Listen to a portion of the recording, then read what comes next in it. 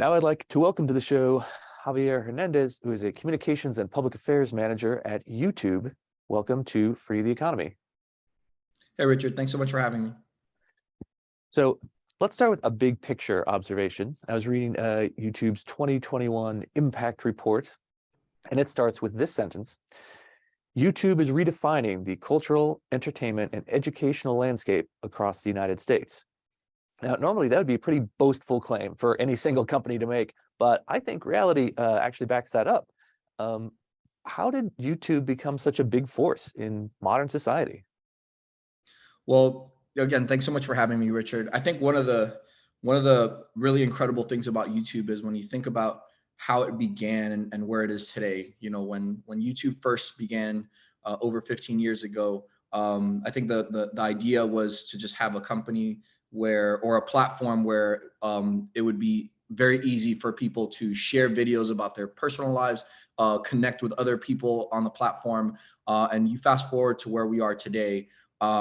It's a platform where people are building businesses. It's a platform where people are gaining skills that are very relevant to whether that's a business or their personal lives, where they're able to solve solutions. You have educators and people across all different walks of life turning to YouTube to gain information and knowledge. Right? It's this platform that has now become a massive repository of knowledge and that allows people to attain skills, that allows people to connect with people all over the world. So that claim that you're talking about, you know, one of the things that we've seen through our research into YouTube, particularly as it relates to the creator economy, is that it's this engine for economic growth and activity that's just really powerful. So I'll give you an example of the kind of folks that we look at when we write out this report. So you might have someone who goes to the platform with an idea, right? Someone wants to start a small business, but they don't really know how to get started, right? YouTube is a place where you can find something as simple as a guidance on how to start a business plan or a marketing plan, right? But you can also find how-to videos if you wanted to start a woodworking business that can give you the skills that are necessary to be able to be successful in that industry. And once you decide to go into that industry, let's say you decide that you want to build a channel to share your experience, either as a small business owner or as a woodworker, with other people who share that passion that you have. Now you're able to connect with people not only in your community, not only in your state and your country, but across the world that share that passion and that are invested in your journey as well, and that develop a community of loyal fans who are going to be following you along. And as a creator, if you develop that audience, now you're able to access so many different monetization tools that YouTube offers for its creators that allow you to gain income that's going to help you support yourself and your family, gain income that you might be able to reinvest into that business, or give you the kind of exposure that you might need to that will help drive your business bottom line, right? So there's so many different ways that YouTube is really helping redefine how people are approaching business, entrepreneurship, education, and one of the greatest things about that as well is, you know, you also as a creator, you still have that entrepreneurial spirit, right? Where you have you can drive the kind of content that you want to create. You can have a vision about the kind of audience that you want to build and how your business is going to really develop and shape over time. So it's a really exciting time to be a content creator. I think many people are discovering that. And I think those numbers that you talked about, or the report that you talked about, really underlines why that is. Yeah, there's a lot of great points in there. And I think one of them is about having sort of multiple options, multiple streams of income, and using, so, you know, because people who have, you know, if they have enough subscribers and views, you know, they can earn, you know, ad revenue back just for having content on there. But then, you know, I know I've followed a lot of people who have other ways of making money. Say they have a video channel that's about, you know, just entertainment. It's funny, it's a hobby sort of thing, but they're also on Patreon. right? And so if I watch your video about something I think it's funny and interesting, maybe you have a Patreon account and you can link from the description, as everyone on YouTube always says, links in the description below, they point to the bottom of the screen. Uh, and so you can have a merch store on Cafe Press, or you can have, you can have your Patreon account, you can have people, leave you online tips, you can link out to all sorts of other things. And what I've always thought is one of the great things about how the platform is built is that it doesn't limit you into what you link to, what you connect to. The text description and box at the bottom of every video, you can fill it with whatever you want. And we've definitely seen some companies who have tried to limit that for various reasons. For a while, just recently, Elon Musk is trying a lot of different things at Twitter. At one point, they were blocking outbound links to other social media companies that turned out not to be very popular. But that with these multiple options that you can, connect your audience on YouTube to other stuff that will make you money in another place, keeps it from being a sort of like one best way. There's only, you can probably, we can easily imagine someone building another platform and wanting to have a lot of control over it, saying, oh, well, you can only put links to certain other sites or no other sites, or we have to approve any link that involves you making money. So have you seen users who have sort of cobbled together a bunch of different income streams that just happens to be linked through the platform? Yeah, absolutely. And I think one of the things that's important to keep in mind is, creators are the backbone of YouTube success, right? Ultimately, the community that they're able to build and the incredible content that they generate is really what brings users to the platform. So it's really important that we build a sustainable ecosystem that allows creators to be successful long term, right? So they can continue creating that content that we know our viewers really love.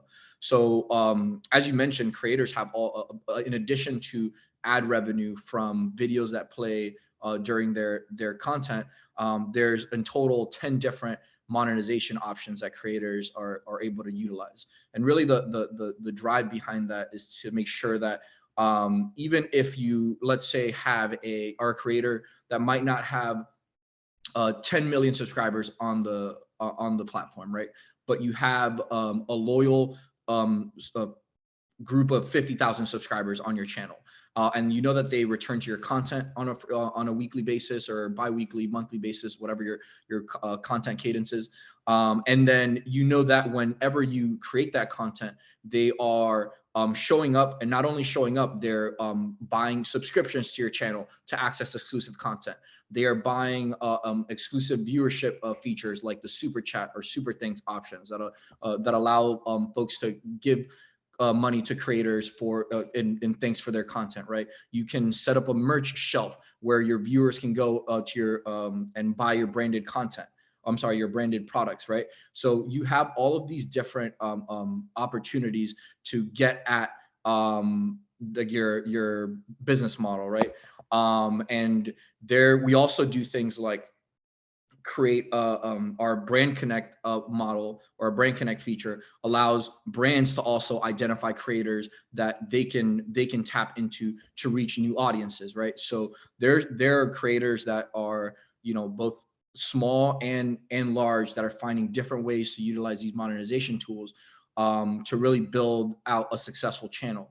And one of the things that I think had one of the things that I think has happened as a result of this is that you have what we have called the kind of rise of the middle class creator, right? Where I think traditionally a lot of people viewed content creators in a very narrow light, right? There was the giant media stars or the kind of dance trend videos, and which obviously certainly those things are still true.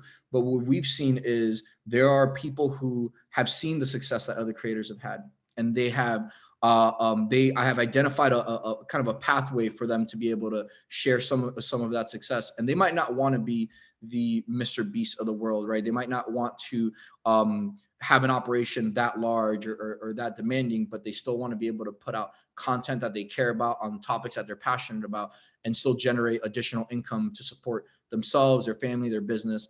And they'll build a following and have a regular scheduling, a regular content cadence, and be able to generate meaningful income that's not going to require that they invest 60 hours a week into developing that content, and still be successful. So, and then we're talking about people of all ages. We have creators that are, over 60 years old, making fitness content for viewers all over the world and being successful doing so. One of our creators actually had a couple of brick and mortar businesses that shut down during the pandemic. So she shifted her operation fully online and ultimately kept it online. And now, instead of having a brick and mortar approach to her business, she actually has a pop-up style where she goes all over the world and actually provides these fitness classes and does regular classes on YouTube, that allows viewers from everywhere to be able to tune in, and support her studio, right? So you have all these different approaches that people are taking to get to the success. And just one last point before I throw it back to you. And one of the things that I think is also really interesting is that when people thought about YouTube stars or content creators, oftentimes they thought about Hollywood, New York, right? Some of these more coastal area creators. Where now, one of the great things about being a content creator is that oftentimes you can create content from anywhere.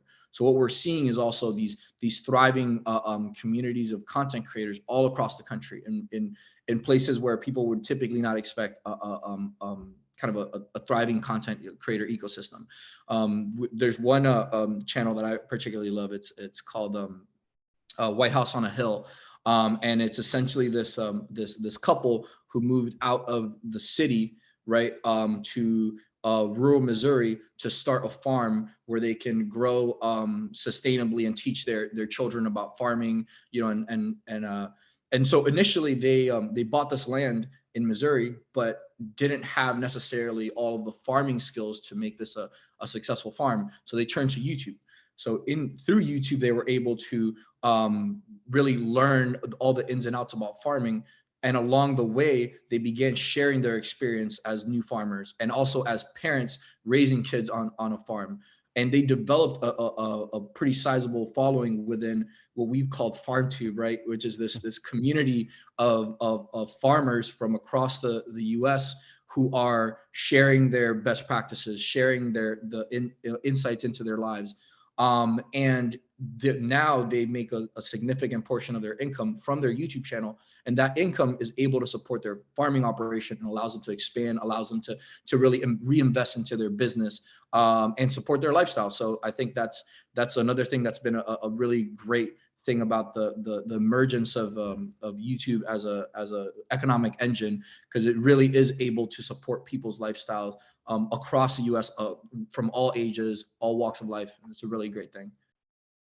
Yeah, no, I've definitely noticed that I think sometimes when people talk about whether it's on YouTube specifically or people who are sort of online influencers, content creators, people think of someone like living in, a hype house in LA Yeah. and doing, party videos, or, they're like, well, I'm not going to be a video game streamer. I'm not going to be the next PewDiePie. So, why am I bothering?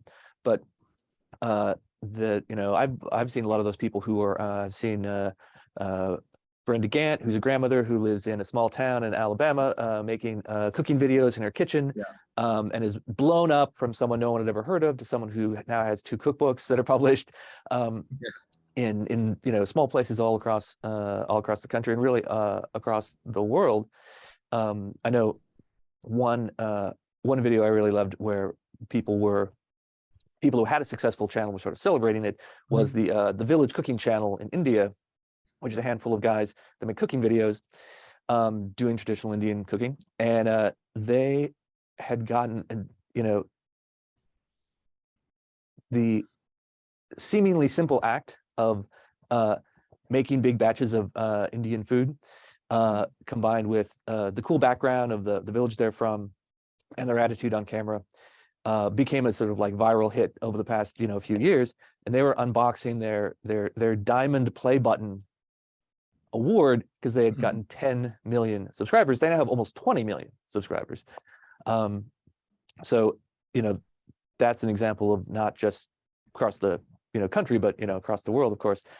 And the other thing, my sort of like theory about why I think YouTube is interesting and its sort of its cultural impact is that, unlike some of the other, when YouTube first became popular, there were a bunch of other sort of like clone video hosting sites, as a Dailymotion or Blip.tv, or, some of them aren't around anymore, that were probably fine from a technical and programming standpoint. They were probably perfectly decent video hosting sites, but they didn't have the sort of social aspect that I think YouTube had even back then, certainly is developed now, where people who are like channel owners, content creators in similar genres know each other, link to each other, talk to each other, and you have people who follow, all the people who make, stock tip videos, or all the people who make scented candle reviews, or all the people, whatever the genre is, there ends up being this sort of community between them. People comment on each other's videos and things like that.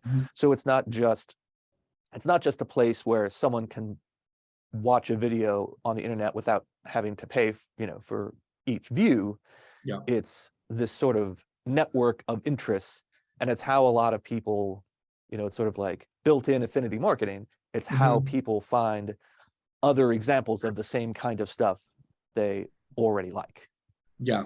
And one of the, excuse me, one of the most beautiful things about YouTube to me is that, excuse me, one of the most beautiful things about YouTube to me is that you can go onto the platform with no specific idea of the kind of content that you're trying to find, just general interests and ideas of the things that you like to see.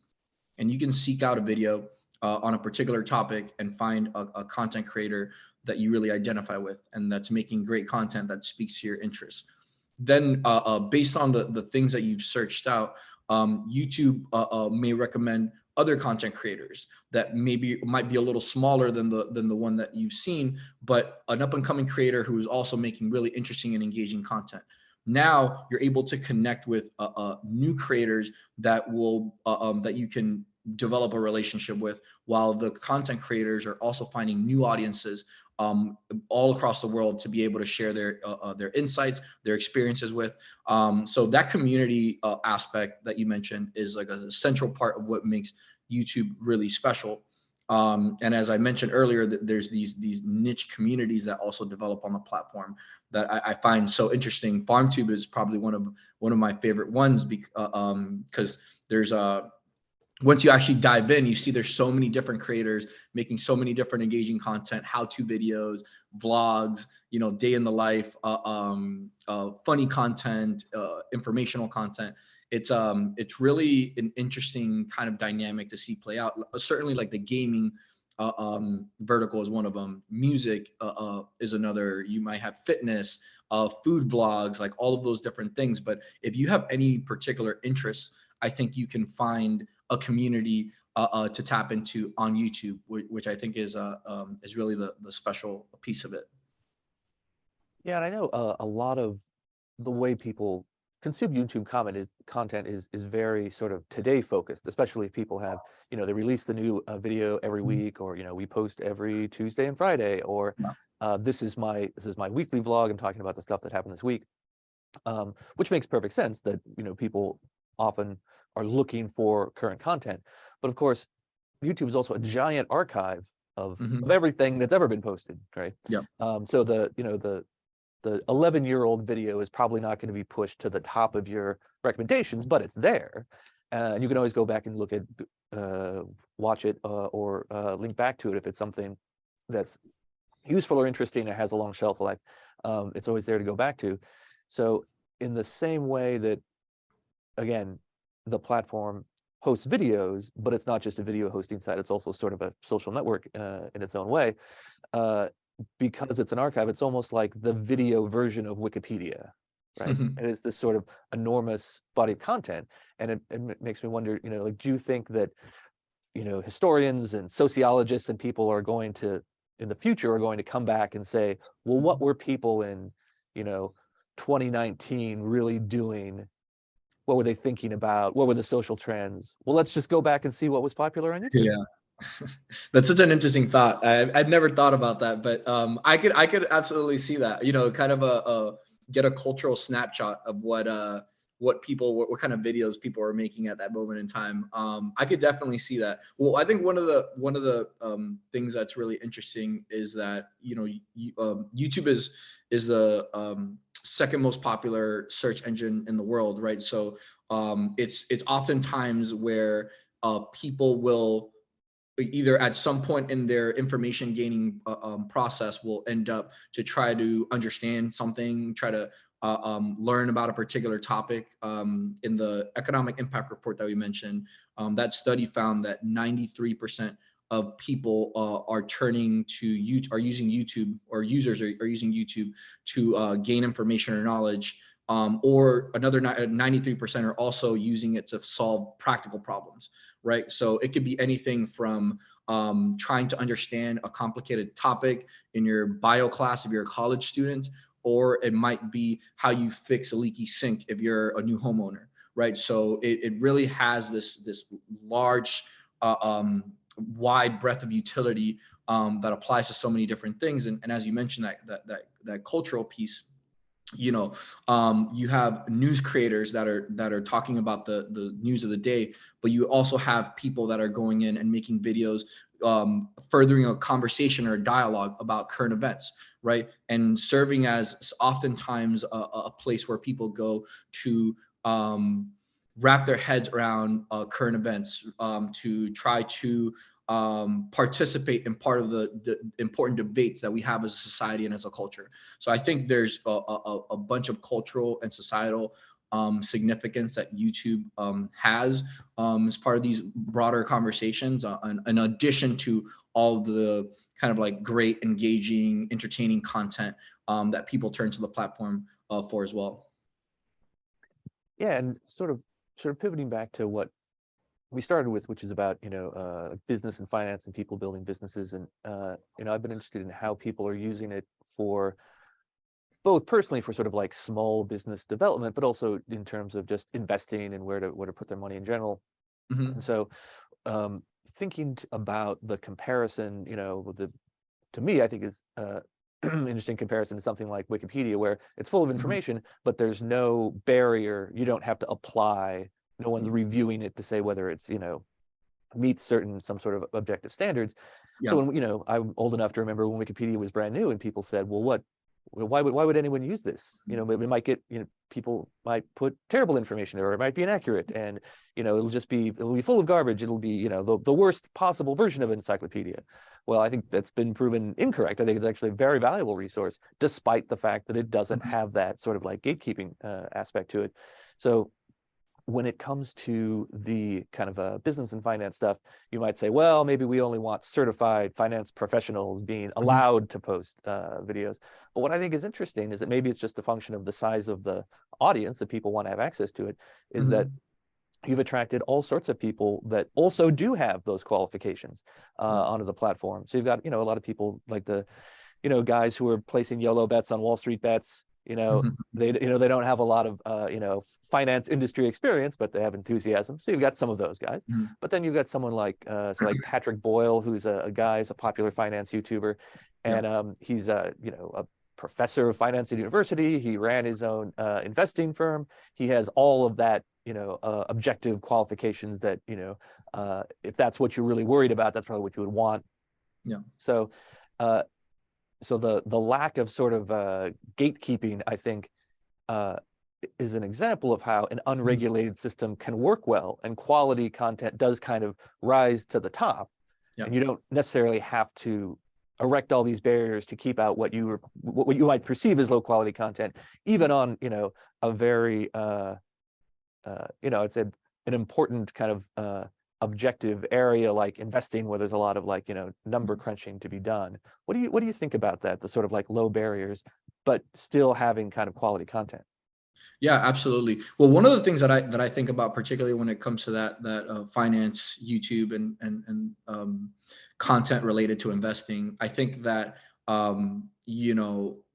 it's really hard to maintain a loyal audience if you're putting out low quality information on a consistent basis to your audience, right? So one of the things that I see consistently across the most successful YouTube channels that focus on finance and investing is that they're developing a long-term relationship with their audience, where the information that they're providing is accurate, where the kind of information, because oftentimes these creators, and you'll see the disclaimer they make at the very top of their videos, that they're not providing financial advice. What they're doing is giving people information and allowing them to make decisions for themselves, because ultimately as an investor, that's what you want, right? You want to have as much relevant information as possible so that you can make an informed decision about where to put your investments. So what you see is that the creators that are putting out accurate information and are being honest and direct with their audiences are experiencing the most long-term success. So I think when you talk about unregulated, I think oftentimes that ecosystem will regulate itself, because as an informed audience member, especially if you make investments based on information that you gain from some of those creators, I think you'll very quickly make an informed decision about whether or not you feel the information you're receiving from that creator is useful or helpful.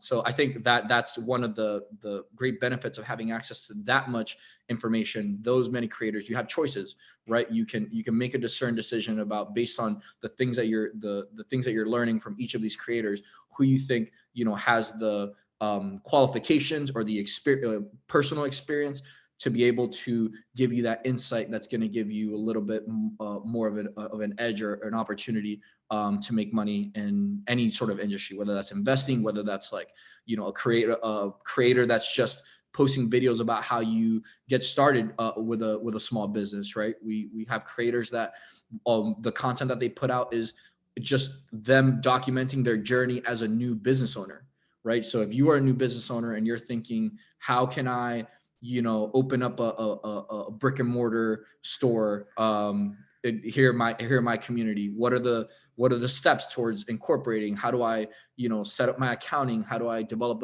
a marketing plan? How do I do all these different things? You can also find folks that are going through that same experience.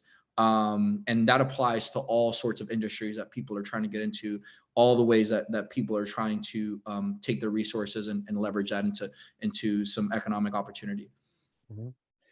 And of course, the entrepreneurs of tomorrow, or of course the kids of today. And there's one statistic I saw, and I think this is similar results have come up in various surveys and studies in the past several years, that when you ask kids what job they want in the future, some surveys have found that YouTuber is the number one thing they name as the job they would love to have in the future.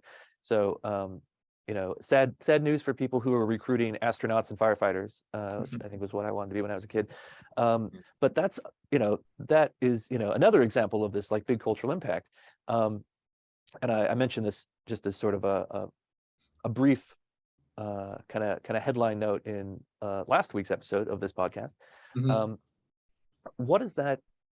I feel like that's a big burden on people who are working at YouTube, who are trying to like create the best platform and experience, to think that like all of these kids are so excited and would love the idea to like participate in this. How does the company approach that?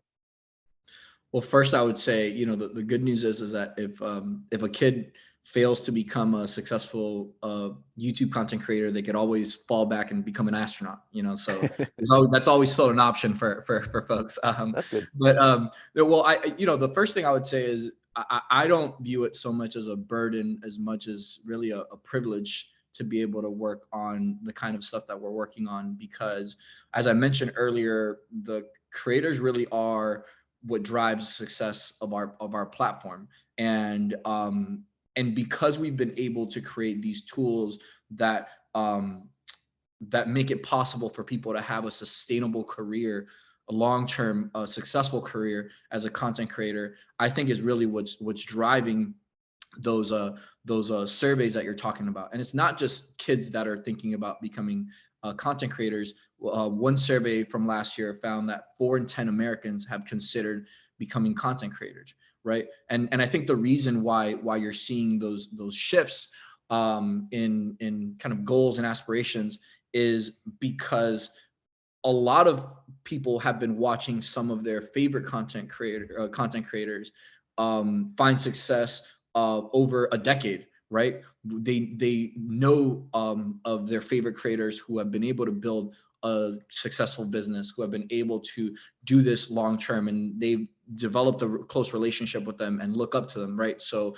in the same way that when I was a kid, I wanted to mimic my favorite baseball player and end up in Major League Baseball, right? I think people are really connecting and identifying with their favorite creators and seeing that in a way that they might have not before as a viable career path that could provide long-term success. And when you're talking about how much success in 2021, the YouTube creative ecosystem contributed 25 billion to US GDP, right? That's a big impact that it's having on the economy, and that's a result of the many creators that are finding success on the platform.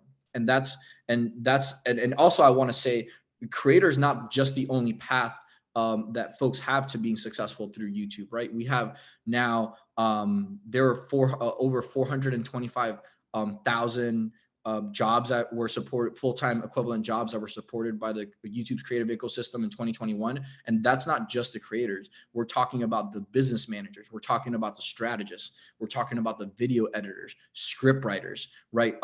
Graphic designers. There's so many different types of opportunities that exist as part of this ecosystem that if you're a creative mind or you're someone that has a vision and a passion, you could really make this into something, right? And as we mentioned earlier, you don't have the same type of gatekeeping that you have to overcome. You really can have a vision, grab your phone, start posting videos, collaborate with a friend, help build out something that can be really exciting and profitable. And I think that's why people are now seeing YouTube and the pathway as a content creator or as in some way being part of the creative ecosystem as such a exciting possibility. All right. Well, now I'm excited too. Well, I think that brings us to our time, but I want to remind everyone, if you're listening to this on the podcast version, we'll also post the video of this conversation on YouTube, of course. But thanks for being with us, Javier. Thanks so much for having me, Richard. And we will we'll definitely circle back and do more YouTube themed content in the future. Great. Thanks so much for having me again, Richard.